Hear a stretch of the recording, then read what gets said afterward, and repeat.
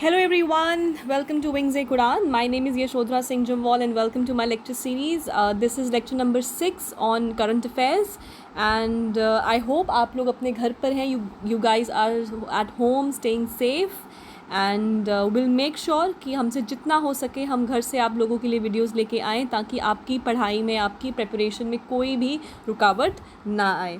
Fine. सो आज हम cover करने वाले another some important news, important locations, important issues regarding environment जो बहुत ज़्यादा न्यूज़ में रहे हैं, करंट अफेयर्स में रहे हैं. तो वो एरियाज़ जो न्यूज़ में रहते हैं maybe not directly on questions related to that place आ सकते हैं, बट उसके जो आगे पीछे वाले एरियाज़ हैं वो बन जाते हैं हमारे लिए important from the exam point of view. Fine. So the first question for today is who among the following is the present administrator of Lakshadweep. Now Lakshadweep is extremely in news. ये लक्षद्वीप की स्पेलिंग गलत लिखी है, DH लिखा है, DW आना चाहिए था. तो अंडरस्टैंड ये लक्षद्वीप है, राइट.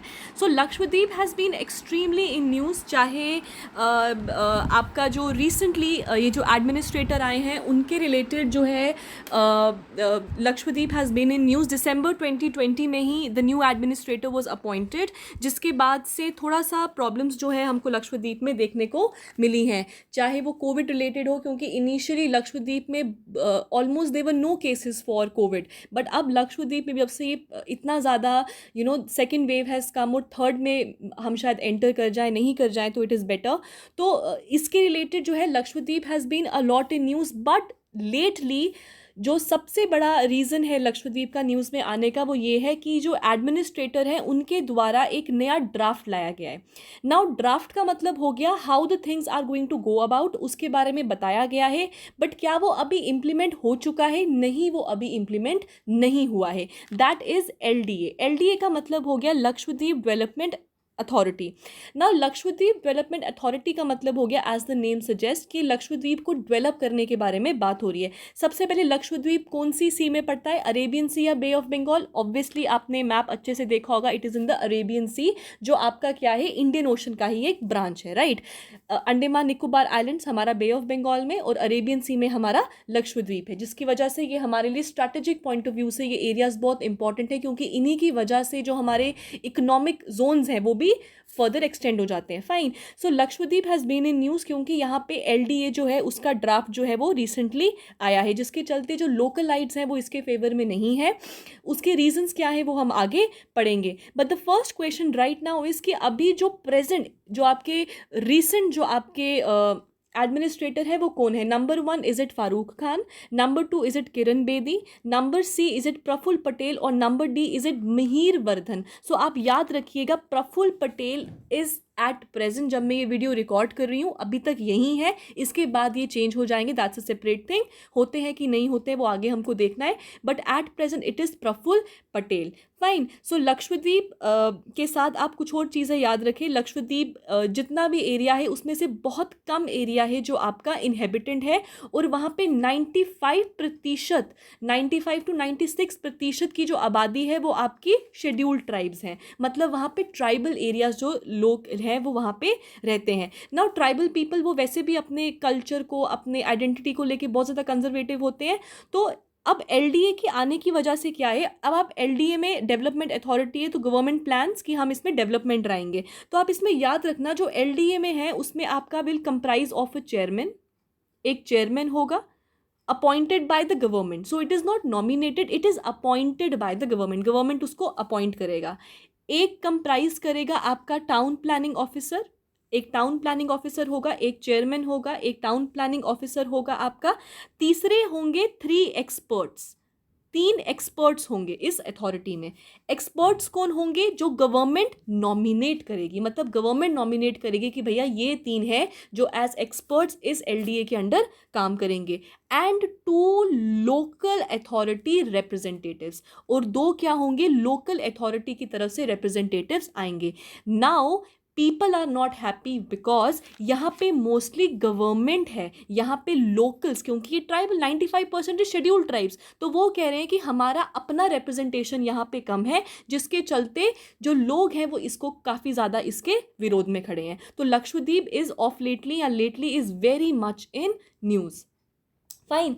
ओके, सो राइट डाउन मोर पॉइंट्स, आप कुछ याद रखें, मैं बोलती जाती हूँ, आप लिख लें, जैसे कि 10 डिग्री चैनल है, ठीक है। अब हम आइलैंड्स की बात करें, आइलैंड्स आर इन न्यूज़, तो आप याद रखिएगा 10 डिग्री चैनल।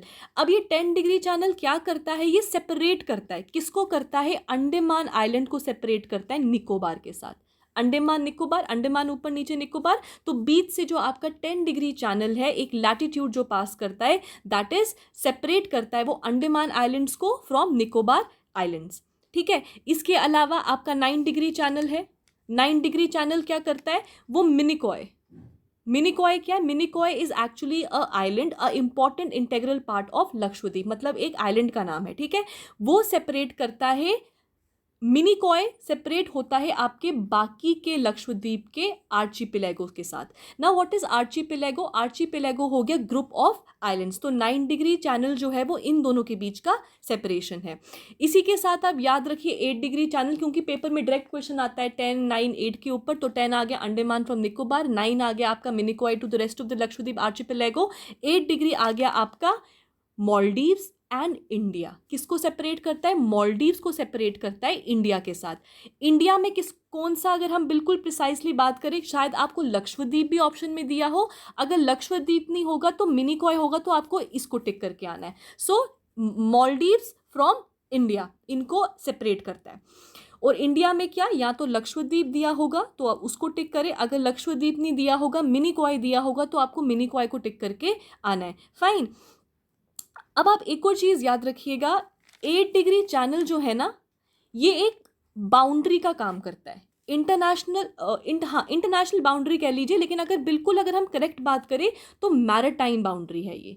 क्या है, मैरिटाइम बाउंड्री है ये बिटवीन मॉलडीव्स एंड इंडिया, ठीक है। तो ये एक मैरिटाइम बाउंड्री है बिटवीन मॉलडीव्स एंड इंडिया, और इंडिया में मिनिकॉय, मिनिकॉय को बहुत जगहों पर क्या लिखा होता है, मलिक्कू भी लिखा होता है, ठीक है। मलिक्कू या Maliku, however you pronounce it, ऐसा भी लिखा होता है। क्यों, क्योंकि ये एक ऐसी लैंग्वेज है जो वहाँ पे बोली जाती है, मतलब ये एक शेड्यूल्ड ट्राइब को रिप्रेजेंट करता है, ठीक। All right. So question number 2. Question number 2 for today is, who among the following celebrities recently granted a golden visa from, यहाँ लिखा नहीं गया है, from UAE, United Arab Emirates, उनके द्वारा एक golden visa जो है, इनमें से कौन से celebrity को दिया गया है। Now first of all you need to remember he is the only Indian celebrity or the first Indian celebrity जिनको ये golden visa दिया गया है, fine। तो इनमें से कौन से he has been a lot in news, so is it number 1 Shahrukh Khan, is it number 2 Amitabh Bachchan, is it number C John Abraham, और option number D is it Sanjay Dutt. तो याद रखना UAE के द्वारा, यूनाइटेड अरब एमिरेट्स के द्वारा संजय दत्त को golden visa दिया गया है। अब देखिए गोल्डन वीज़ा कुछ ऐसा नहीं है कि कुछ सोने का कुछ दे दिया उन्होंने, या अब जितना भी वहाँ से तेन निकलेगा तो कुछ प्रतिशत दत्त साहब के घर जाएगा, ऐसा कुछ नहीं है। गोल्डन वीज़ा का मतलब हो गया एक तरीके का टेम्पररी सिटीजनशिप, ठीक है। सिटीजनशिप हो गया टेम्पररी, मतलब 5 से लेके 10 साल के लिए आपको एक टेम्पररी सिटीजनशिप वहाँ पे दिया जाएगा। अब सिटीजनशिप का मतलब क्या हो गया, मतलब हो गया आपको वहाँ जाने के लिए वीज़ा लेने की ज़रूरत नहीं है, मतलब 5 से 10 साल के लिए आपको रेमिट किया गया है कि आपको वीज़ा लेके वहाँ जाने की ज़रूरत नहीं है। Now why has UAE done so, अब Sanjay Dutt has not done so much for UAE, या उन्होंने कुछ ऐसा बड़ा काम नहीं किया यूएई के लिए। ये करने का मतलब ये है बिकॉज यूएई, क्योंकि ये जो आपकी अरब कंट्रीज़ हैं, they are mostly dependent on oil. अब ऑयल कभी ना कभी तो ख़त्म होगा, सो नाउ जो आपका यूएई है वो चाहता है कि एक ऑल्टरनेटिव, मतलब एक इकोनॉमी, अगर तेल ख़त्म हो जाएगा तो इसके अलावा इकोनॉमी कैसे चलेगा, जिसके चलते जितने भी नॉलेजेबल, आर्टिस्टिक, लिटरेचर में गुनी, ऐसे मतलब दिमागी लोगों को यहाँ पे अट्रैक्ट करता है ताकि वो यहाँ पर आए, यहाँ की इकोनॉमी को बूस्ट करें। संजय दत्त को देने का रीज़न ये हो गया, यहाँ आके कुछ इन्वेस्टमेंट करें, नंबर 1, और इट कैन बी, अब वो करते क्या, we have to wait and watch for that, and number 2 it can be, देखो इससे पहले भी लोगों को मिला होगा लेकिन इतना लाइमलाइट नहीं हुआ जितना संजय दत्त के टाइम पे हुआ है, because he himself is a very big name in India. तो जब इनको मिलेगा तो सब देखेंगे, अच्छा संजय दत्त को मिला है, क्यों मिला है, क्या होता है, ऐसा क्या चीज़ है जो यूएई देता है। सो जिसके चलते संजय दत्त को दिया गया है ताकि एक तरीके की पब्लिसिटी भी जो है यूएई की गोल्डन वीज़ा की हो जाए, fine, all right. So question number 3. Question number 3 is a total lunar eclipse takes place when? Option number 1, is it when Earth comes between Sun and Moon? B, Moon comes in between Earth and Sun comes in between Earth and Moon, or D, none of the above. Now 26 में अभी I believe दो दिन पहले ही, आज 28 है, okay जो भी है, हाँ आज इट्स 28 टुडे राइट. सो 26 को अगर आपने देखा होगा कि बहुत जगहों पे क्या दिया गया था, आज टोटल ल्यूनर इक्लिप्स भी है, सुपर मून भी लिखा गया, इसके अलावा ब्लड मून, ये सब चीज़ें लिखी गई थी कि ऐसा ऐसा आज दिन है. अब सबसे बड़ी बात कि ल्यूनर इक्लिप्स होता गया है और हम किसकी बात कर रहे हैं? टोटल ल्यूनर इक्लिप्स की बात कर रहे हैं. अब इक्लिप्स का मतलब ग्रहण. अब ग्रहण कैसे लगेगा? ये आपका सन है, यू नीड टू अंडरस्टैंड. ये सन है आपका, फाइन. ये हमारा अर्थ है और ये हमारा छोटा सा moon which is the only natural satellite of earth. Now satellite का मतलब क्या हो गया? अर्थ, सन, जो अर्थ है वो चक्कर काट रही है आपके सन के, और ये हमारा सैटेलाइट है मून, मतलब ये चक्कर काट रहा है हमारे अर्थ के. ठीक है. अब जब कभी भी ये तीनों, अब कंडीशन सुन लो, जब कभी भी ये तीनों जो है एक लाइन में आ जाए तो क्या होता है? इक्लिप्स आता है. क्या आता है? इक्लिप्स आता है. अब अर्थ बीच में आ गया, सन की रोशनी अर्थ पे पड़ रही है. अब जब भी किसी तरफ से लाइट आ रहा है, राइट, यहाँ से लाइट आ रही है, अब यहाँ पे क्या पड़ेगा? शैडो पड़ेगा ना. तो यहाँ पे पड़ेगा अर्थ का शैडो. मतलब ये जो आपका मून है, चंद्र के ऊपर क्या लग गया? ग्रहण लग गया कि हम चंद्रमा को देख नहीं पा रहे. क्यों? Because of earth shadow. यहाँ पे लाइट पड़ रहा है, इसका शैडो पड़ रहा है इसके ऊपर, तो हमको मून दिख नहीं रहा. तो हम मानते हैं कि क्या लग गया? चंद्र के ऊपर ग्रहण लग गया, मतलब ल्यूनर इक्लिप्स जो है वो लग गया है. So it happens when earth comes in between sun and moon. तभी जो सन, अर्थ का जो शैडो है वो मून पे पड़ेगा, और मून नहीं दिखने की वजह से क्या हो जाएगा? हमको लगेगा कि उसके ऊपर ग्रहण लगा हुआ है. नाउ अभी आपने बहुत जगहों पे ब्लड मून सुना होगा, सुपर मून सुना होगा, ये सब चीज़ें सुनी होंगी, राइट. अब सुपर मून का मतलब क्या हो गया? सुपर मून का मतलब हो गया जब कभी भी मून अपने नियरेस्ट डिस्टेंस पे है. अब एक और चीज़ समझिए, ये अर्थ है. अब मून ऐसे नहीं घूम रहा है अर्थ के आगे पीछे, मतलब सर्कुलर ऑर्बिट में नहीं घूम रहा है. अगर सर्कुलर ऑर्बिट में घूमता तो कभी भी नियरेस्ट और फारदेस्ट डिस्टेंस की हम बात ही नहीं करते, क्योंकि तब रेडियस बराबर होता हर जगह से. लेकिन जो मून घूम रहा है वो इलिप्टिकल ऑर्डर में घूम रहा है, मतलब इलिप्टिकल, सर्कल नहीं है, इलिप्टिकल ऑर्डर में घूम रहा है, जिसके चलते एक पॉइंट आएगा जब इसका एक फारदेस्ट डिस्टेंस होगा, और एक पॉइंट आएगा जब इसका नियरेस्ट डिस्टेंस होगा. ठीक है. ये आपने पढ़े होंगे एपिलिहॉन और इन सब चीज़ों के बारे में. उस डिटेल में हम नहीं जाएंगे, वो जियोग्राफी का टॉपिक है, बट मैं आपको जस्ट अभी समझा रही हूँ. अब सुपर मून इसलिए कहा गया क्योंकि उस टाइम पे जब मून अर्थ के बिल्कुल पास आ जाता है, तब मून उतना ही है, मून छोटा या बड़ा नहीं होता, बट डिस्टेंस की वजह से वो कभी हमको बड़ा दिखता है, कभी हमको छोटा दिखता है. तो जब अर्थ और मून के बीच में सबसे लीस्ट डिस्टेंस हो जाए, सबसे कम डिस्टेंस हो जाए, या moon is nearest to the earth, तो हम मानते हैं कि क्या हो गया? मून हमको अपने नॉर्मल साइज से बड़ा भी दिखेगा, और मून हमको अपने एक्चुअल जो हमको लाइट दिखती है उससे ज़्यादा चमकदार भी दिखेगा. तो हम मानते क्या हो गया जी? सुपर मून आ गया. तो super moon is nothing but it happens when it is at the nearest distance from the earth. और ल्यूनर इक्लिप्स कब हो गया? जब ये तीनों चीज़ें जो हैं, सन, अर्थ एंड मून, ये तीनों के तीनों जो है एक लाइन में आ जाएंगे. फाइन. अब एक कंडीशन तो मैंने आपको बता दिया, स्ट्रेट लाइन वाला. अब एक और कंडीशन आप याद रखना, बहुत बार पूछा जाता है कि जब भी ल्यूनर इक्लिप्स लगता है, मून न्यू मून होता है या फुल मून होता है? Moon is always full moon, तभी तो ग्रहण लगेगा. नाउ ज़्यादा डिटेल में हम नहीं जाएंगे. न्यू मून मतलब नो मून. मून है बट हमको मून दिख नहीं रहा, तो दैट इज न्यू मून, मतलब इट इज देयर बट उसका शैडो पड़ रहा है, हमको क्लियर नहीं दे, तो हम मानते हैं कि क्या हो गया जी? हमको मून नहीं दिख रहा, it is a new moon. Full moon हो गया जब हमको पूरा का पूरा एकदम चमकदार जो है क्या कहते हैं, चंद्रमा दिखाई दे. इसीलिए जब आपका ये ल्यूनर वो था, उस दिन बुध पूर्णिमा भी थी. क्यों? क्योंकि हमको चांद जो था वो पूरा का पूरा दिख रहा था, and obviously it was a super moon as well, बिल्कुल हमारे पास था. अब सुपर मून क्लियर हो गया, ल्यूनर इक्लिप्स क्लियर हो गया. एक कंसेप्ट आता है आपका ब्लड मून का. क्या आता है? ब्लड मून का कंसेप्ट आता है।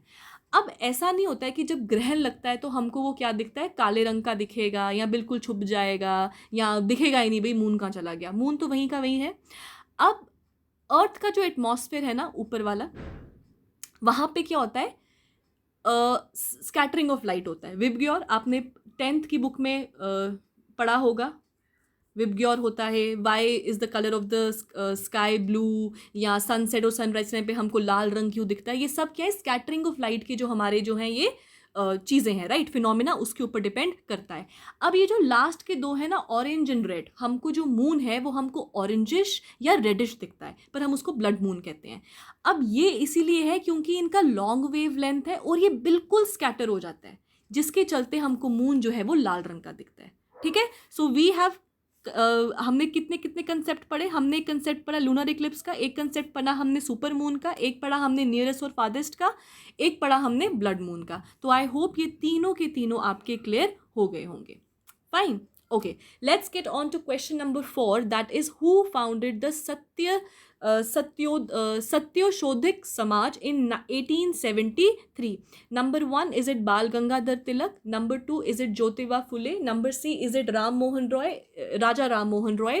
And number D, is it Lala Lajpat Rai? So Ram Mohan Roy के नाम के आगे राजा राम मोहन रॉय, इनका नाम राम मोहन रॉय ही था, बट इनको लेटर ऑन अकबर सेकंड ने, रिमेंबर अकबर सेकंड ने इनको द टाइटल ऑफ राजा दिया था, because he believe that he was a highly intellectual man and a linguist. तो इनको कहा गया था कि आप जाके फॉरन, ये जो अंग्रेज़ हैं उनसे बात करें कि ये जो चीज़ें जो ला रहे हैं, मतलब जो ड्रेन कर रहे हैं, उसको ना करें, and just go and talk to the Britishers, जिसके चलते इनको टाइटल दिया गया था Raja by who, Akbar second.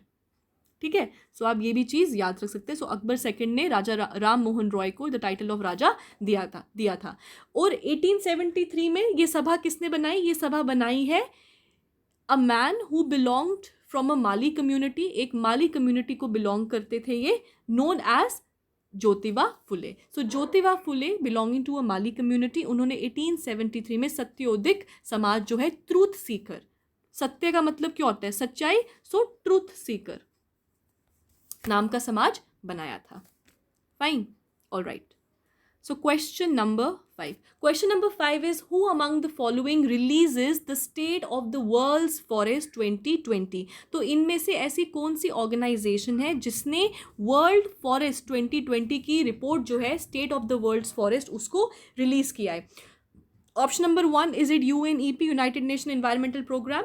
Option number B, is it food and agriculture organisation? और option number D, is it both? और option number D, it is none of the above. तो याद रखिएगा बोथ, मतलब United Nation environmental programme and your food and agriculture organisation, इन दोनों ने मिलकर जो है ये रिपोर्ट को रिलीज किया है। UNEP का headquarters are at Nairobi Kenya and FAO का are at Rome. Fine, all right. Question number 6. India's first snow leopard conservation center will be established at. So remember, it is going to be the India's first, मतलब हमारी country का पहला snow leopard को conservation, now what are we talking, conservation, उनको conserve करने की बात किया जा रहा है, और वो कहाँ पे स्टैब्लिश हो रहा है? Number 1, is it Delhi? Number 2, is it Ladakh? Number C, is it Uttarakhand? और option number D, is it Arunachal Pradesh? देखिए, सबसे पहले तो आप आंख बंद करके दिल्ली को क्रॉस मारिए, क्योंकि दिल्ली में स्नो लेपर्ड तो होंगे कहाँ से? So it can be Ladakh, Uttarakhand और Arunachal Pradesh. So you need to remember कि जो स्नो लेपर्ड कंजर्वेशन सेंटर है वो पहला जो इंडिया में बन रहा है, वो बन रहा है उत्तराखंड में। कहाँ बन रहा है? उत्तराखंड में बन रहा है।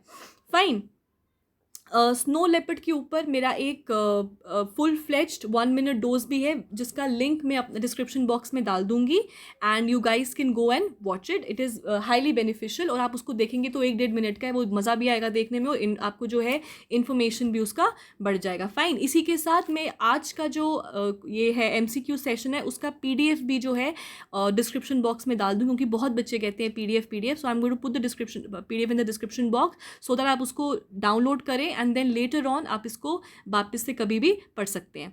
फाइन, सो उत्तराखंड में ये बन रहा है। अब आप लिख लीजिए, जो आपका ये है स्नो लेपर्ड है, सबसे पहले तो ये क्या है, ये IUCN की लिस्ट में वल्नरेबल कैटेगरी में आता है। किस में आता है? वल्नरेबल की कैटेगरी में आता है।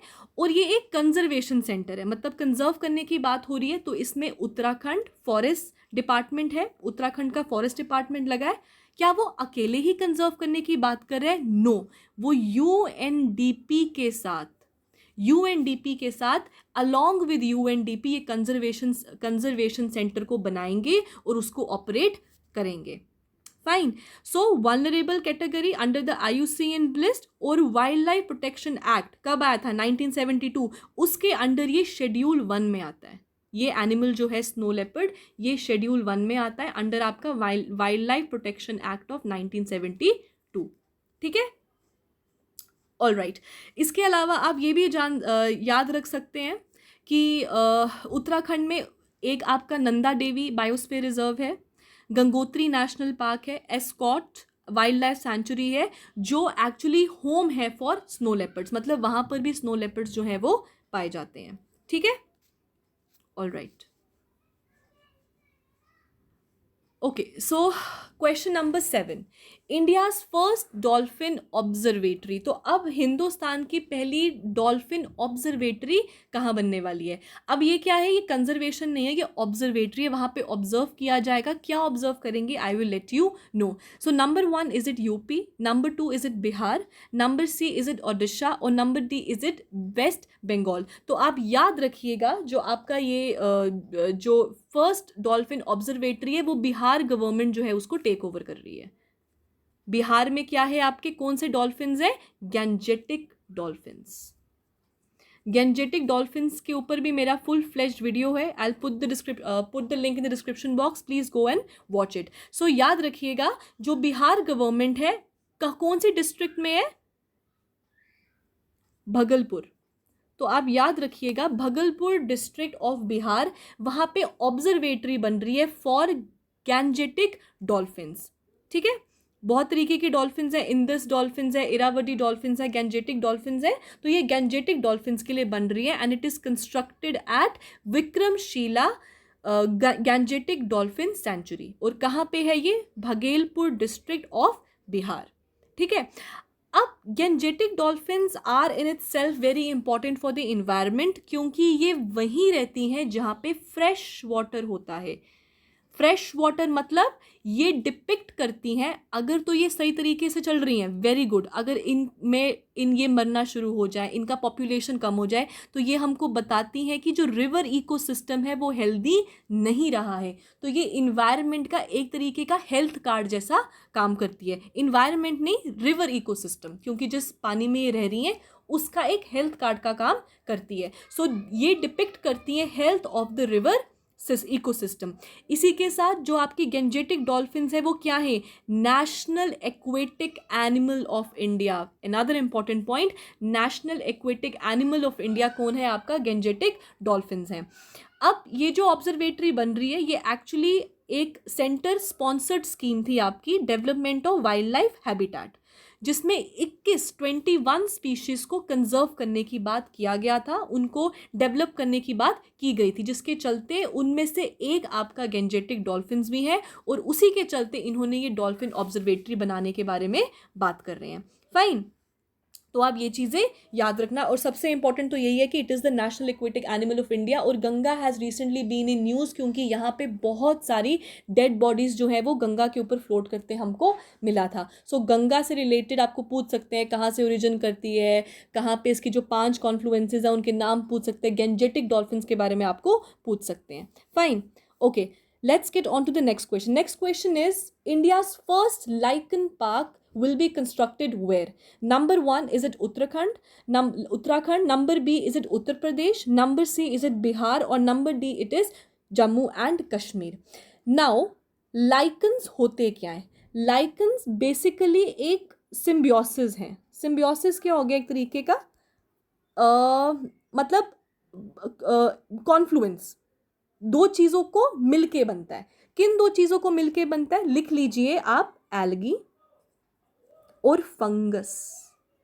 तो ये एक सिम्बायोटिक या एक ऐसा ऑर्गेनिज्म है जो सिम्बियोसिस है बिटवीन एल्गी एंड फंगस। अब इन दोनों के मिलके बनता है, दोनों को मिलाकर बनता है। लेकिन जब लाइकन बनता है, ना आप उसको एल्गी कह सकते हो, ना आप उसको फंगस कह सकते हो, वो अपने आप में ही एक अलग ऑर्गेनिज्म बन जाता है। अब बन जाता है कहने का मतलब इट इज़ डिफरेंट, मतलब ना ही इसमें पूरी करेक्टरिस्टिक्स फंगस के हैं ना ही एल्गी के हैं। ये डिफरेंट कलर में हो सकता है, डिफरेंट फॉर्म में हो सकता है, डिफरेंट साइज का हो सकता है। फाइन, कोई आप लगा लीजिए कोई 20,000 डिफरेंट स्पीशीज़ ऑफ लाइकन्स हैं ऑल ओवर द वर्ल्ड, जिसमें से 2500 से भी ज़्यादा स्पीशीज़ जो है वो हिंदुस्तान में पाए जाते हैं। ठीक है, अगर हम हिंदुस्तान की बात करें, सबसे ज़्यादा आपके उत्तराखंड में पाए जाते हैं, उसके बाद हिमाचल प्रदेश में पाए जाते हैं, और उसके बाद जम्मू एंड कश्मीर में पाए जाते हैं। सो लाइकन्स की जो डिफरेंट डिफरेंट स्पीशीज़ हैं, सबसे ज़्यादा आपके उत्तराखंड में पाए जाते हैं, हिमाचल प्रदेश, और तीसरे नंबर पे जम्मू कश्मीर। उत्तराखंड की बात करें तो हम 600 तरीके की जो लाइकन स्पीशीज़ हैं वो उत्तराखंड में ही पाई जाती हैं, जिसमें से 150 तरीके की जो स्पीशीज़ है वो कहाँ पे है?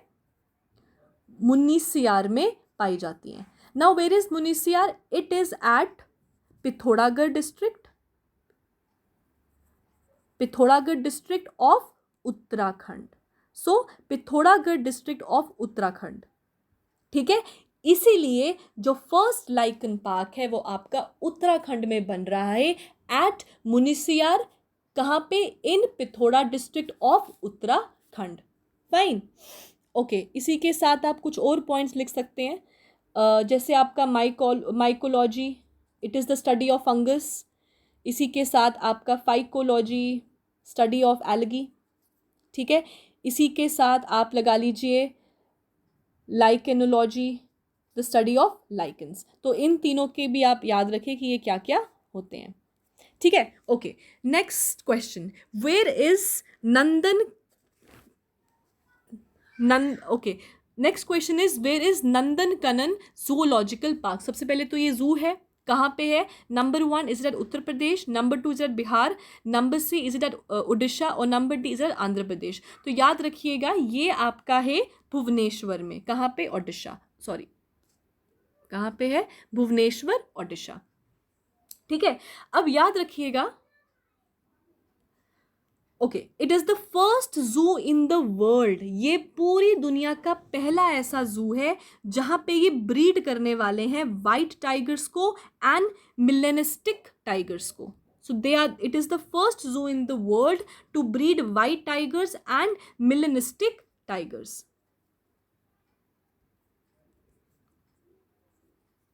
फाइन, और ऐसा एक ओनली कंजर्वेशन ब्रीडिंग सेंटर है जहां पे इंडियन पैलगोलिन्स को रखा जाता है। किनको? इंडियन पैलगोलिन्स को यहाँ पे कंजर्व किया जाता है, ठीक है। अब ये जू के बारे में बात हो रहा है, तो आप याद रखिए जी, जो जितने भी आपके जू वगैरह है ना, ये किन के अंडर आते हैं? आपके सेंट्रल जू अथॉरिटी के अंडर आते हैं। किन के अंडर आते हैं? सेंट्रल जू अथॉरिटी, ठीक है। अब याद रखिएगा, सेंट्रल जू अथॉरिटी किस तरीके की बॉडी है? ये एक स्टैट्यूटरी बॉडी है, मतलब ये एक स्टैट्यूट के अंडर बनी है, या अगर बिल्कुल लेमैन भाषा में बात करें तो किसी एक्ट के द्वारा इंट्रोड्यूस की गई है। फाइन, अब कौन से एक्ट के द्वारा आई गई है? ये कॉन्स्टिट्यूट की गई थी 1992 में। क्या? ये आपका, मैं आपको बता रही हूँ, सेंट्रल जू अथॉरिटी, ये जो अथॉरिटी है ये कॉन्स्टिट्यूट किया गया था आपका 1992 में under wild life protection act of 1972। इस एक्ट के द्वारा ये अथॉरिटी बनाया गया, 1992 में इसको रखा गया। और ये कौन से मिनिस्ट्री के अंडर आता है? Obviously ministry of forest, environment, forest and climatic change, इन तीनों के अंडर आता है। इनिशियली पहले इन्वायरमेंट था, बट इसमें फॉरेस्ट और क्लाइमेट चेंज भी डाला गया। क्यों डाला गया? ताकि एक अम्ब्रेला टर्म मिल सके और सबकी सब चीज़ें क्योंकि इंटर रिलेटेड है, इनको इकट्ठे जो है वो संभाला जाए। Fine, next is question number 10, Which among the following is the smallest Ramsar site by area in India? तो अब वो पूछते हैं कि इनमें से ऐसी कौन सी रामसर साइट है जो स्मॉलेस्ट है। की पॉइंट को मार्क करिए, स्मॉलेस्ट, लार्जेस्ट नहीं पूछा है, स्मॉलेस्ट साइट बाय एरिया। तो एरिया के अकॉर्डिंग अगर हम बात करें तो सबसे स्मॉलेस्ट रामसर साइट कौन सी है? Option number 1 is it Sundarban, option number B is it the Pangong, it is the Pong dam in Pong dam lake, C, is it So Moreri? Is it D, Renuka wetland? Sundarbans कहाँ पे आपके? West Bengal, and I am sure आपको पता होगा they are the largest Ramsar sites by area in India and the largest deltas in the world. Pong dam कहाँ पे आपका? हिमाचल प्रदेश में है। सोमोरेरी पता ही होगा, लद्दाख में है। Jammu, not Jammu, Ladakh union territory में है।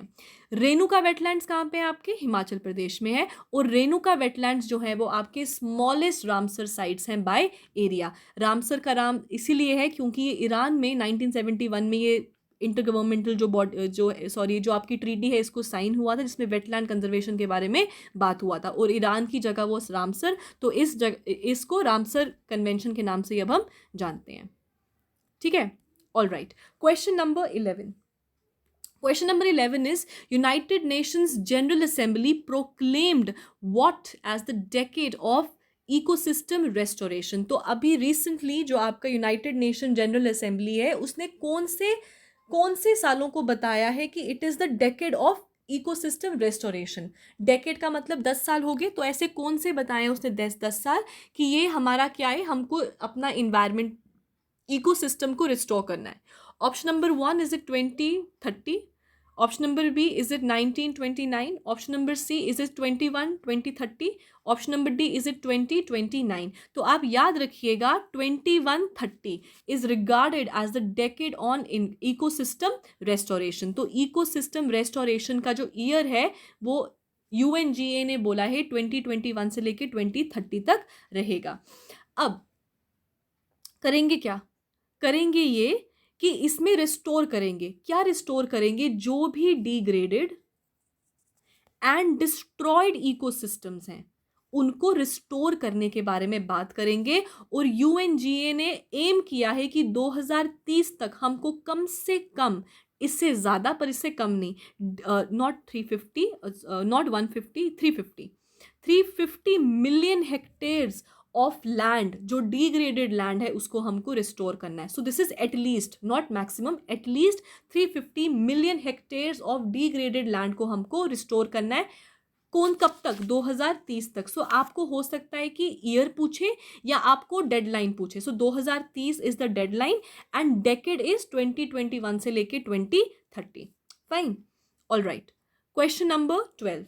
Which gas was leaked from the Visakhapatnam based LG Polymer India Private Limited?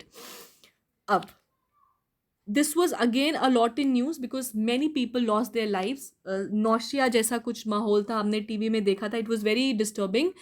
अब कौन सी गैस लीक हुई थी? जैसे कि आपका भोपाल गैस ट्रेजेडी है ना, उसका भी बहुत बारी पूछा जाता है कि कौन सी गैस जो है वो लीक हुई थी। सिमिलरली इसका भी आप याद रखिए। Question number, option number 1 is it CO2 carbon dioxide, option number B is it methyl isocyanate, ये गलत लिखे हैं स्पेलिंग यहाँ पे, option number C is it styrene, और option number D is it Chernobyl. तो याद रखिएगा वाइजैक से स्टाइरीन गैस जो है वो रिलीज हुई थी। So styrene gas was release from Vizag, जो आपका विशाखापट्टनम कौन सा स्टेट में आता है? आंध्र प्रदेश में आता है। ठीक है, तो जिसके चलते जो 5 गांव थे आपके वाइजैक के वो यहाँ पे चपेट में आ गए थे एंड बहुत कुछ लोगों की यहाँ पे जान भी गई। और it was very disturbing to watch जब इसका फुटेज जो है टीवी पे दिखा रहे थे।